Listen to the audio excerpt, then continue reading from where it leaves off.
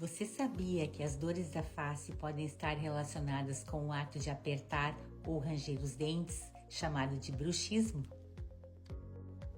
Olá, eu sou a doutora Jaqueline e nesse vídeo eu vou explicar para você os sinais e sintomas do bruxismo. O bruxismo pode causar dores de cabeça, dores na região da articulação temporomandibular, dores no ouvido, inclusive zumbido, dores na região dos músculos da mastigação, causando dificuldade ou cansaço para mastigar alimentos mais duros, dores na região da nuca, pescoço e ombros. Alguns pacientes podem apresentar também alguns estalos durante a mastigação e além dos efeitos locais como desgaste nos dentes, língua marcada pelos dentes e também retração na gengiva, levando à exposição de raiz e sensibilidade nos dentes.